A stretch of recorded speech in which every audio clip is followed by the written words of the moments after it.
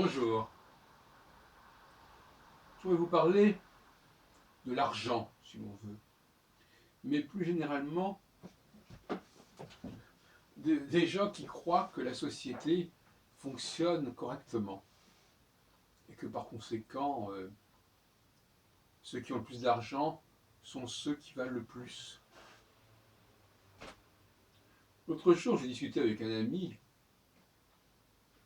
et je lui disais, ben oui, bon, il y a des leaders qui marquent leur époque, qui ont un charisme, etc. Il me disait, et alors ces gens-là, ce sont ceux-là qui ont le plus d'argent. Un leader, c'est quelqu'un qui doit avoir de l'argent, qui doit avoir un palais.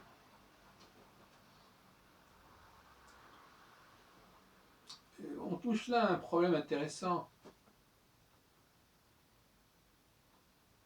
On a l'impression que beaucoup de gens s'imaginent que la société fonctionne normalement. Moi, j'ai au contraire la conviction qu'elle fonctionne très mal, la société, et qu'elle est complètement dans le dysfonctionnement. Mais beaucoup de gens continuent à croire que ça fonctionne normalement, et que les gens ont ce qu'ils méritent, sont payés pour ce qu'ils méritent, vivent dans les conditions qui correspondent à leur mérite, et même à leur pouvoir. Ils ont besoin de croire cela, ils ont besoin, un peu comme Candide, de croire que tout est bien dans le meilleur des mondes possibles.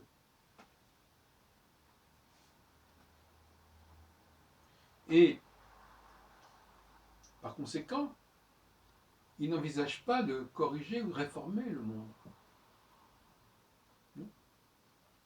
On a ce qu'on mérite.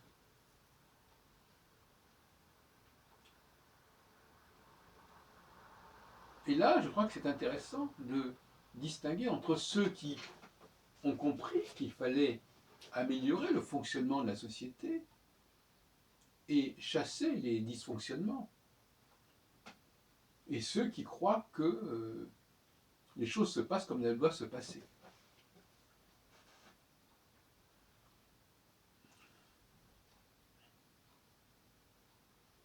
Donc,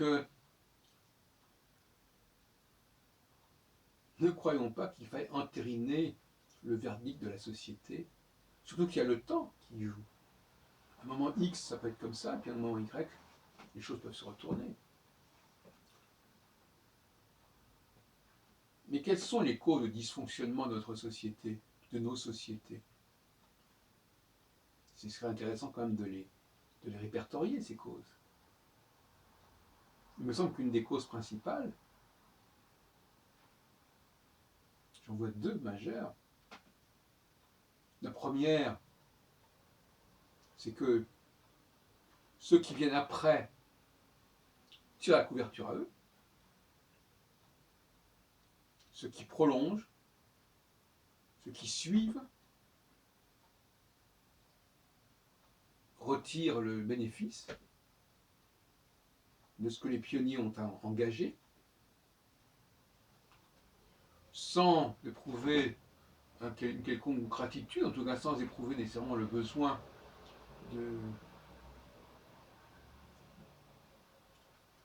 payer ce qu'ils doivent, de rendre à César ce qui est à César, comme dirait l'Évangile. Pas forcément. C'est déjà l'ingratitude de ceux qui ont suivi. Et puis deuxièmement, il y a les imposteurs. Ceux qui prennent la place des personnes qui seraient les plus capables d'apporter quelque chose à la société.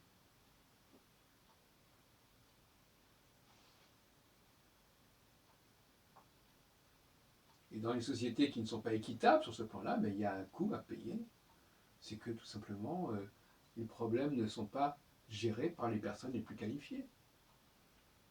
Tout simplement. On est dans le copinage, on est dans le népotisme, on est dans les arrangements, dans le piston, tout ce qu'on voudra, parce que justement, en dépit d'Internet, qui permettrait pourtant d'évaluer la valeur de beaucoup de gens, de les repérer, de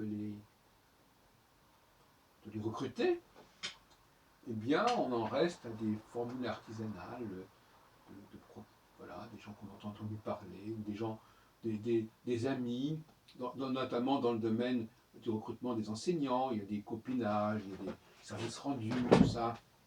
Et les meilleurs éléments ne sont pas forcément ceux qui sont en poste et en place. Donc, croire que les sociétés fonctionnent normalement, c'est une très grande naïveté. Mais ça arrange beaucoup de monde.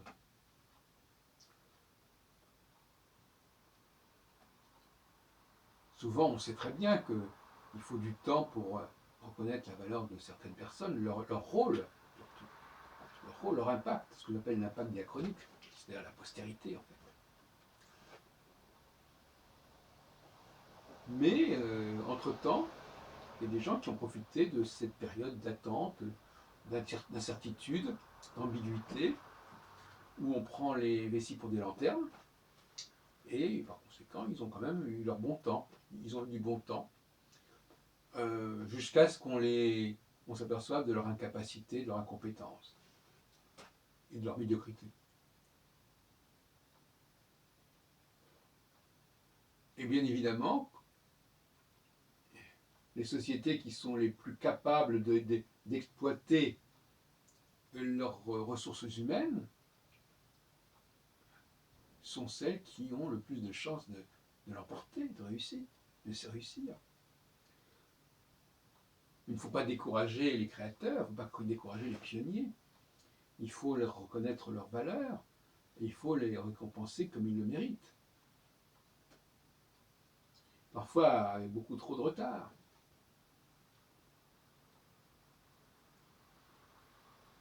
Donc l'argent, oui, l'argent.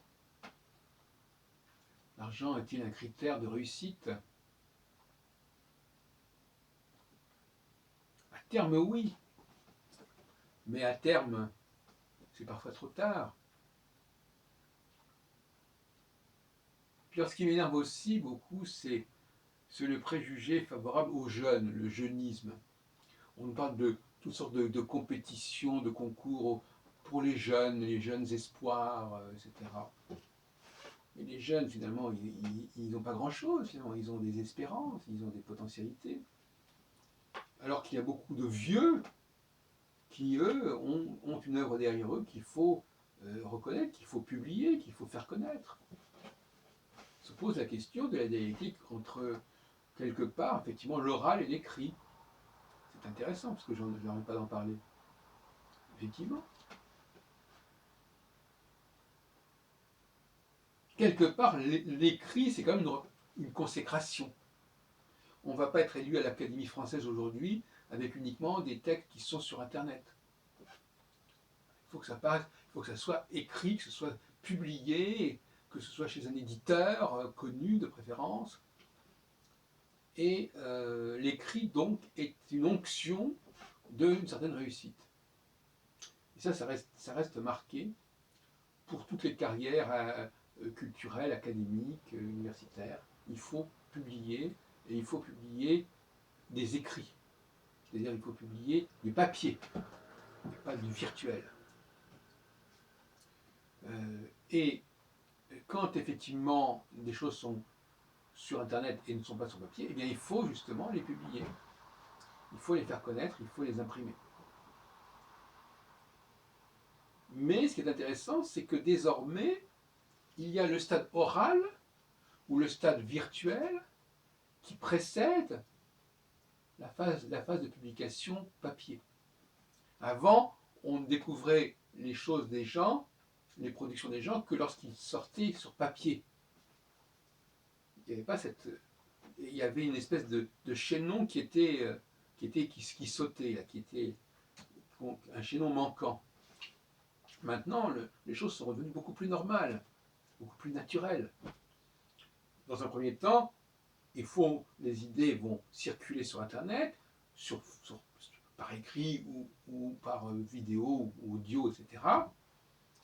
Et puis, dans un deuxième temps, il y a le rôle du public, le rôle des éditeurs, le rôle des directeurs de collection, le rôle qui est de trier, de choisir, de sélectionner ceux qui vont être mis sur papier, avec tout ce que ça peut impliquer. D'abord parce que c'est payé, on est payé par...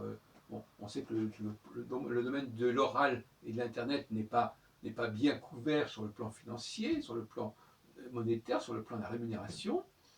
C'est de bonne guerre par certains côtés, mais il faut rapidement que les meilleurs documents, les meilleurs éléments soient payés. Et pour qu'ils soient payés, bah, on n'a pas trouvé mieux pour l'instant que le fait qu'ils soient imprimés et qu'ils soient commercialisés et diffusés en librairie, etc., etc. Et voilà, donc là aussi on a des mécanismes qui sont à l'œuvre dans notre société et qui connaissent eux aussi un certain nombre de dysfonctionnements.